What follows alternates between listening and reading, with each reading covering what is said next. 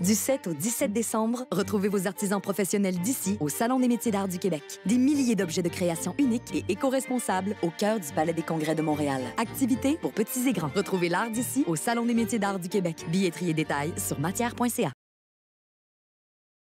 Bonjour, nous sommes ici au studio Métiers d'art, au Salon des métiers d'art de Montréal, au Palais des Congrès de Montréal jusqu'au 17 décembre. J'ai le bonheur aujourd'hui d'être avec la grande commissaire Marie-Josée Gustave qui présente son projet de fil et de papier, donc une exposition qui est en tournée en ce moment au Québec et qui est présentée pendant le Salon des métiers d'art sur les lieux. Et on a le bonheur d'être aussi avec deux des artistes de l'exposition. Donc, parmi les artistes de l'exposition, vous avez Marie-Josée qui présente certaines de ses œuvres, ainsi que Mylène Boisvert et Ute Wolf. Donc, bienvenue à toutes les trois. Vous allez bien? Oui, très bien. Oui. Donc, j'aimerais... d'abord, je vais m'adresser un petit peu à Marie-Josée pour parler du projet en général en tant que commissaire de l'exposition. J'aimerais ça savoir, Marie-Josée, premièrement, est-ce que c'est ton premier projet de commissariat? Oui, c'est le premier très, très gros, en fait, pour une première fois, puisqu'il y a 5 lieux d'exposition et que ce projet va tourner toute l'année, enfin, se termine cette année et continue jusqu'à l'automne 2024. Puis là, jusqu'à maintenant, si je ne me trompe pas, l'exposition a été inaugurée au Centre d'art de la Sarre. Oui. Est-ce que c'est bien ça? Oui, au mois d'octobre. Oui. On a commencé par ce lieu-là, un très beau lieu qui permet de visiter le Québec aussi. Oui, oui, exactement. Donc, pour ceux et celles qui ne connaissent pas, c'est en Abitibi, dans la ville de la Sarre. Oui. Voilà. Puis, par la suite, ça s'en va au Centre Materia. Alors, ça va au Centre national d'exposition à Jonquière au mois de janvier. Ensuite, à Materia. Et on termine à l'automne 2024 au MUMAC. OK. Excellent. Donc, ça revient à Montréal. Ça revient à Montréal, toute fin. Oui. Super. Oui. En tout cas, félicitations pour cette grande aventure. Je suis bien placée pour savoir que c'est tout un casse-tête. Oui. Donc, j'aimerais savoir comment tu as fait la sélection des artistes. Qu'est-ce qui t'a motivé à orienter l'exposition? Alors, en fait, j'y suis allée avec des artistes dont j'adore le travail, en fait. Ça a été un des premiers critères de sélection. Ensuite, il fallait que ces artistes travaillent le papier avec des techniques de fil, ce que j'appelle des techniques de fil, donc le tissage, la vannerie, le nouage, l'embellissement textile, et qui est une particularité dans leur travail qui fait qu'ils se démarquent de ce qu'on voit habituellement. Donc ça a été ça l'un des critères. Et puis, parce que moi je travaille le papier, c'est mon médium, et que je travaille des techniques de fil, je trouvais que c'était intéressant qu'on monte le papier sous un autre aspect, en fait. Et pourquoi t'être concentré sur les techniques de fil? Parce que quand on pense au papier, on aurait pu aussi penser à la pulpe d'une manière plus, une utilisation plus culturelle, ou il y a quand même plusieurs façons de travailler le papier. Qu'est-ce qui t'a vraiment intéressé dans la question du fil? Peut-être en partie parce que moi je le travaille aussi et que je trouve que c'est très spécifique. Le travail du papier, on le voit beaucoup maintenant, enfin plus qu'avant. On voit du pliage, on voit du travail de la pulpe, on voit de la découpe beaucoup, mais le travail du fil en tant que tel, soit sur papier, soit avec le papier, n'est pas très connu. Et en fait, c'était ça que je voulais qu'on montre. Aussi, il y a plusieurs éléments en fait que je voulais montrer. C'était que ce travail en fait est comme une transmission du travail que font les femmes depuis des générations. Donc, il y avait aussi un hommage aux femmes dans ce travail-là. Et puis, le fait que le papier, en fait, on le considère comme un matériau qui est pauvre, alors que toutes les filles qui exposent ennoblissent le papier. Super intéressant. En tout cas, merci. Puis j'aimerais savoir, maintenant, je lance la question à vous trois. Qu'est-ce qui vous a amené à utiliser le papier comme médium, à amener cette matière-là dans votre travail? Je sais que ça n'a pas nécessairement été le cas depuis vos débuts. Mylène, tu as travaillé plus la fibre textile en tant que telle pour ensuite amener le papier là-dedans. Qu'est-ce qui vous a orienté dans cette direction-là? Je vais prendre la parole. En fait, je peux dire que c'est la première chose que j'ai touchée quand j'étais enfant, du bricolage. Mais plus spécifiquement, en 2010, à cette époque-là, je faisais beaucoup de peinture et à un moment donné, je suis allée faire un atelier de fabrication de papier à la papeterie Saint-Armand. Puis c'est vraiment là que j'ai su que c'était possible de faire du fil. Puis j'avais jamais entendu parler de ça. Puis on avait eu une petite démonstration de 2 minutes, même pas. Puis j'ai réellement eu un coup de cœur assez puissant, en fait. Je suis arrivée dans mon atelier, j'ai tout laissé de côté. Puis j'ai découvert ce matériau-là pour une deuxième fois là, en tant qu'adulte. Là. Puis donc depuis 2010, je fais de la recherche. C'est vraiment mon matériau où je vois la recherche infinie. Pour ma part, moi, j'ai en fait commencé à faire des luminaires avec le papier Tyvek, parce que je sortais de mon projet de maîtrise que j'avais fait en broderie. Donc, mon approche était à la base très design textile, si on veut, là, qui voulait toucher à l'objet industriel, lui donner une touche de sensibilité qu'on connaît propre au textile. Et puis, à force à travailler avec cette matière-là, mais le papier Tyvek, moi, j'ai toujours proclamé que c'était pas un papier, que c'est un tissu, puisqu'on considère une matière textile quand elle est soit faite de fibres textiles ou produite dans une technique textile. Et pour le Tyvek, c'est la technique qui est comme un foulage, comme qu'on connaît du feutre de laine. Ouais. Mais il y a effectivement des allures de papier. Et moi, j'aimais ce côté très puriste. Comme du papier, c'est une matière pure, comme de base, comme tu disais, Mylène, qu'on connaît depuis notre jeune enfance. Mm-hmm. Et le Tyvek spécifiquement, il me permettait de le maltraiter dans tous les sens du terme. Donc, parce que j'y mets différentes transformations de la matière et il survit à ça.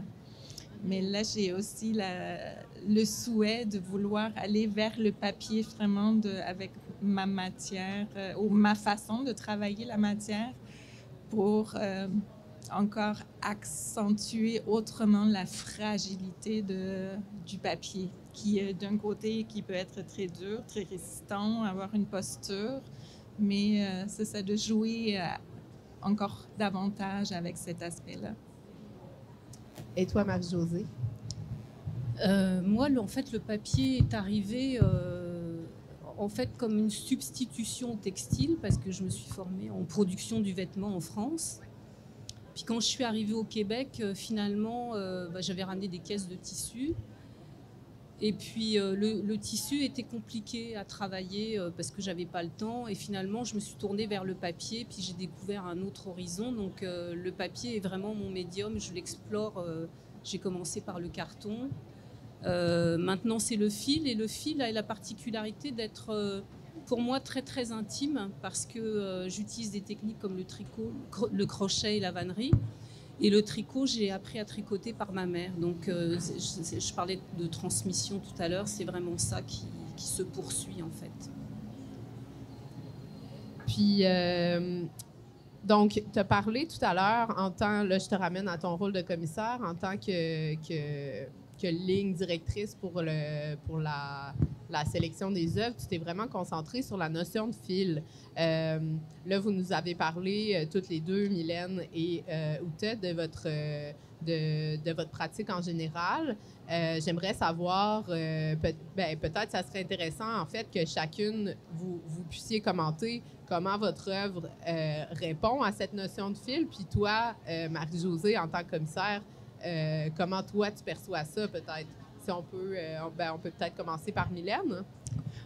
Oui, en fait, moi, Je ne suis pas tisserande, je ne tricote pas, je ne fais pas de crochet ni de la dentelle. C'est pas quelque chose qu'on me transmise directement. Mais ce que j'aime beaucoup faire, c'est dessiner. Puis quand je pense au papier, je pense au fait qu'on peut dessiner avec un crayon sur le papier. Mais quand j'ai découvert qu'on pouvait prendre la feuille de papier puis la transformer en fil et que ce fil-là devienne la matière avec laquelle on peut dessiner dans l'espace, moi, le fil, c'est de cette façon-là que je le trouve vraiment magique. Puis, avant de filer, je peux écrire dessus, il peut vraiment y avoir une symbolique là, incroyable. Là, je trouve que la création commence vraiment sur cette très petite surface. Puis après, on continue, puis on fait des grandes œuvres.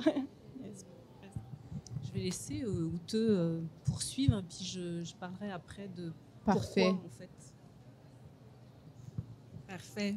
Oui, comme je mentionnais tantôt, j'avais fait mon projet de maîtrise en design textile en broderie.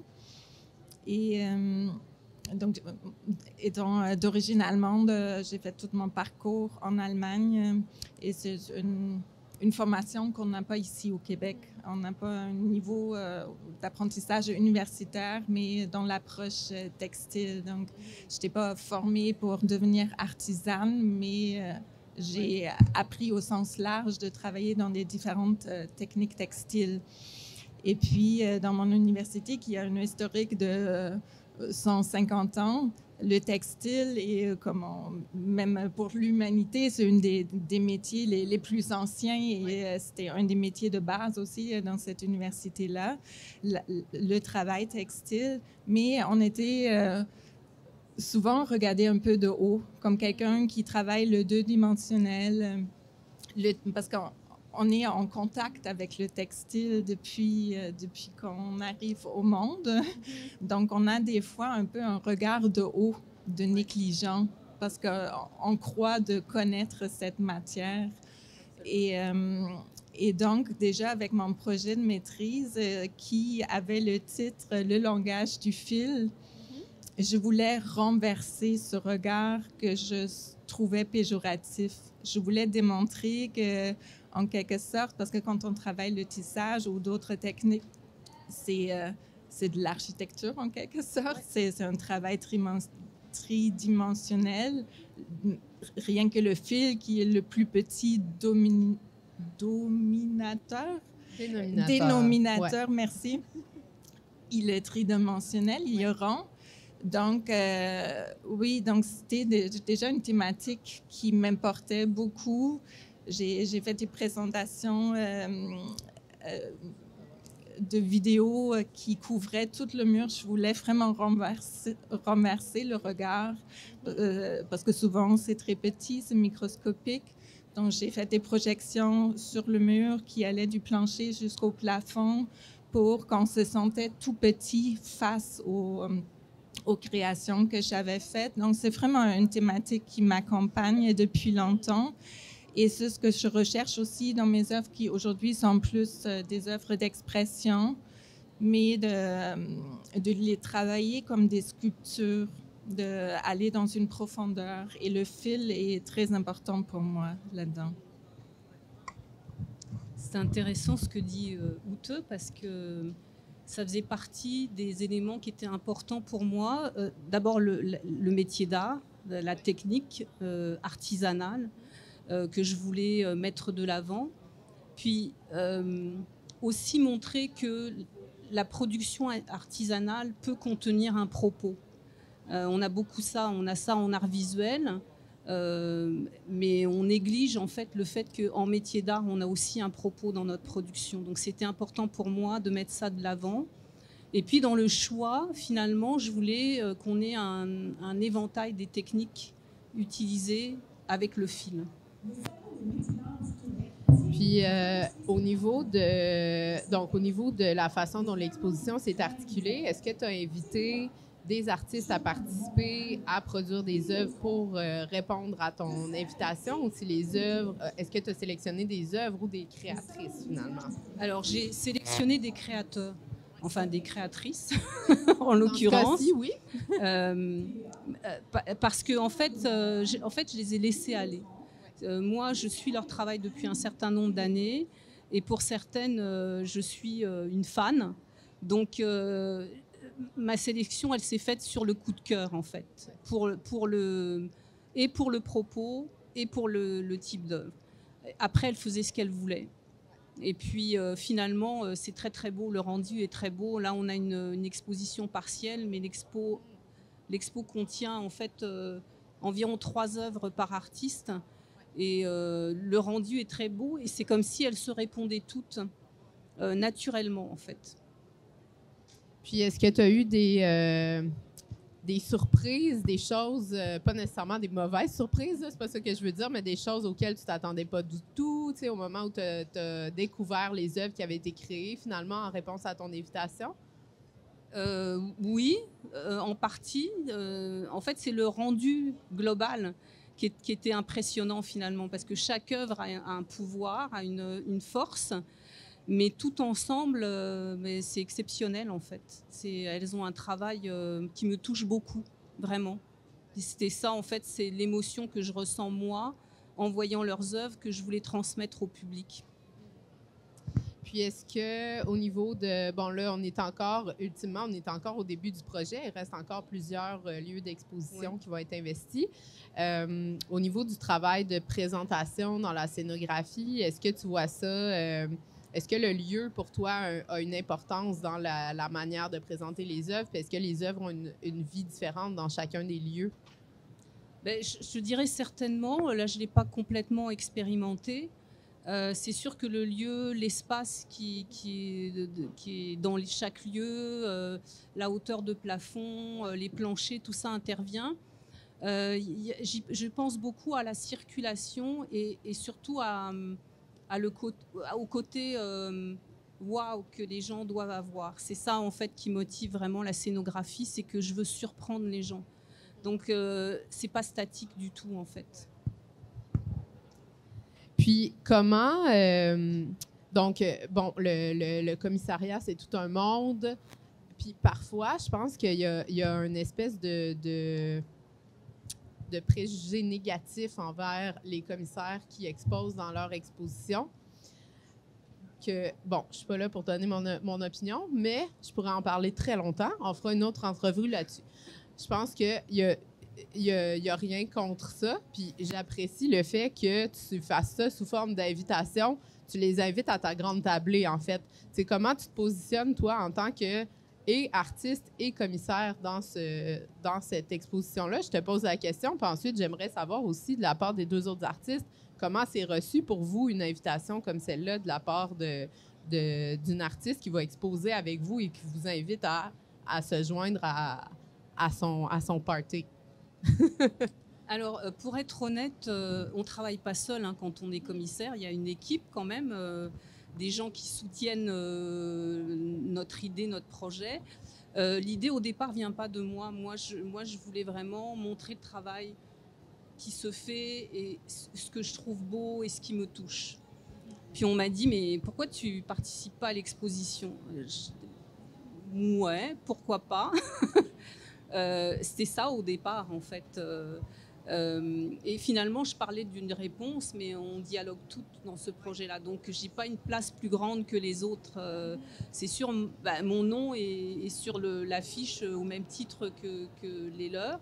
Et puis, mon travail aussi. Donc, ce n'est pas mon travail qu'on présente, c'est le travail du papier et du fil. Voilà. Et de ces 8 artistes, en fait. 7 plus moi. Voilà. Et vous deux, comment ça s'est articulé, tout ça, ce beau projet-là? C'est vraiment super jusqu'à présent. Puis c'est la première fois que je suis dans une exposition accompagnée de la commissaire en tant qu'artiste. Mais en fait, ce que je voudrais dire, c'est que le textile, c'est un art social aussi. C'est un art qui rassemble autour d'une table. On est souvent ensemble autour d'une table à tricoter, à parler. Donc, c'est comme ça un peu que je le vois, ton rôle de commissaire. C'est comme si on était invité à ta table. Un peu comme tu disais, en fait, je trouve que pour le textile et tout ça, je trouve que ça fait du sens. Je pense que c'est quelque chose qu'on va peut-être voir de plus en plus aussi, ce genre de concept d'exposition-là. Pourquoi pas, en fait? Je pense qu'il faut essayer puis ouvrir des portes, là. Oui, je trouvais ça très naturel aussi. En fait, c'était au vernissage de Obsession Papier, ou Paperholic, Obsession Papier à la Guilde, que tu m'avais approché. L'idée était encore dans ces... oui, c'est ça. N'était pas complètement né, juste sonder s'il y avait un intérêt. Donc, on avait déjà le plaisir d'exposer ensemble dans un contexte papier. Là, elle m'expliquait un peu l'approche différente ou le volet du fil et tout ça. Et je trouve, vu que c'était une thématique qui me tient très à cœur, donc ça me parlait aussi.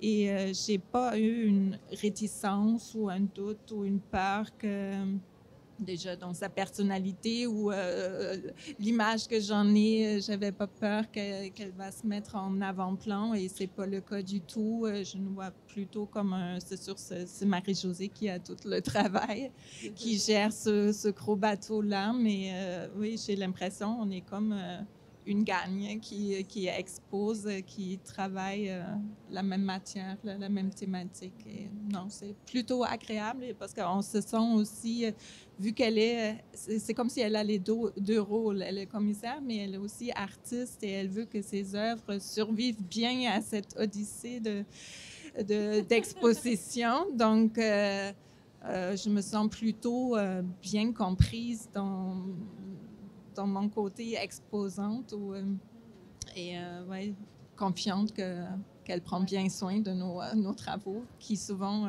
prennent beaucoup de temps à produire. Ouais. J'ai aucun doute là-dessus. Vous êtes en de bonnes mains. Puis, tant qu'à être réunis, pouvez-vous nous parler chacune un petit peu de ce que vous exposez dans l'exposition de fil et de papier? En fait, moi, je suis à la maîtrise en fibre à l'Université Concordia, puis j'expose une partie des recherches que j'ai faites la session dernière, à l'hiver dernier. Puis c'est une œuvre qui est en lien avec une conversation toute courte que j'ai eue avec ma mère il y a 1 an maintenant, où je lui montrais en fait une photo d'elle quand elle était jeune avec mon père, de 1958. Puis, je lui montrais qu'il y avait un petit chaton sur les genoux de mon père. Je trouvais ça super cute. Puis, elle m'a dit, elle a ramené mon regard sur sa belle robe qu'elle portait quand elle avait 20 ans. Puis, c'était une robe carrelée. Elle m'avait dit, puis c'était une photo en noir et blanc. Puis, elle m'avait dit que sa robe était bleue et beige.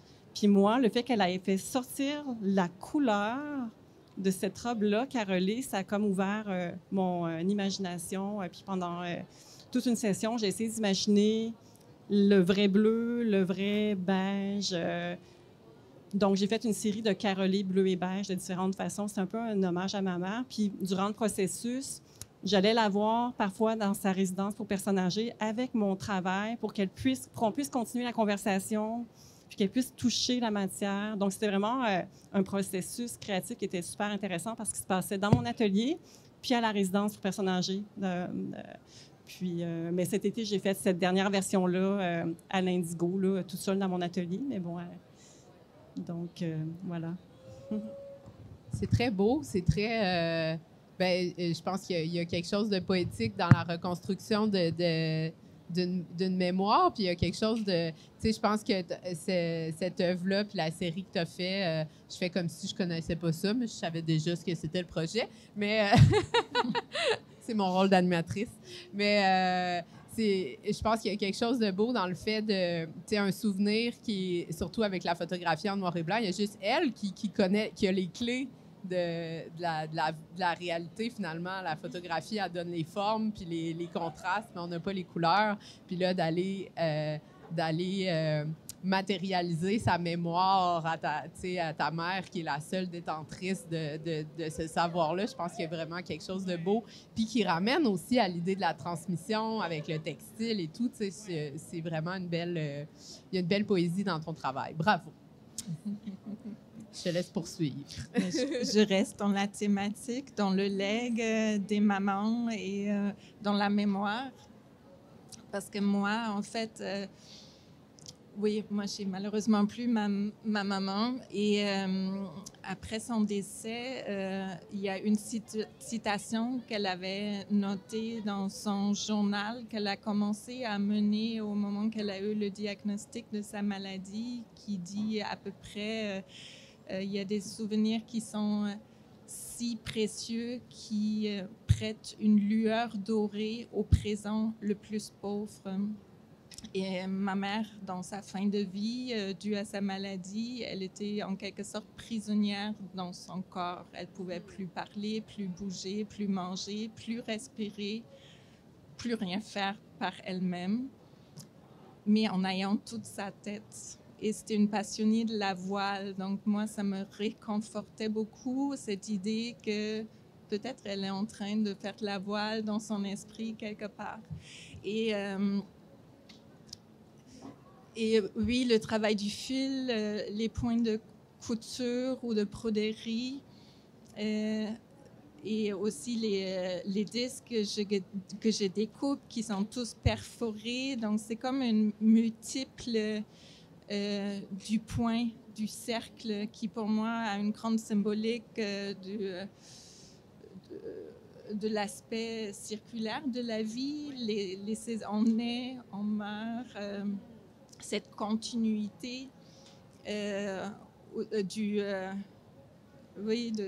l'absence, de la présence, de toutes ces... la vie, la mort, toutes ces contradictions, le vide, le plein. Donc, je travaille pour moi, cette symbolique est très importante et va même jusqu'au format des œuvres qui sont tous carrés parce que le cercle, il rentre dans un carré. Donc, j'avais déjà entamé ce corpus d'œuvres en fait, à la base, pour un projet de collaboration avec une anthropologue, une petite maison d'édition en France, sur le thème du deuil, où moi, je témoignais de mon histoire très personnelle, mais j'ose croire universelle par le fait même. Et une anthropologue qui travaille la thématique, la disparition suite à la dictature en Argentine, comment faire son deuil.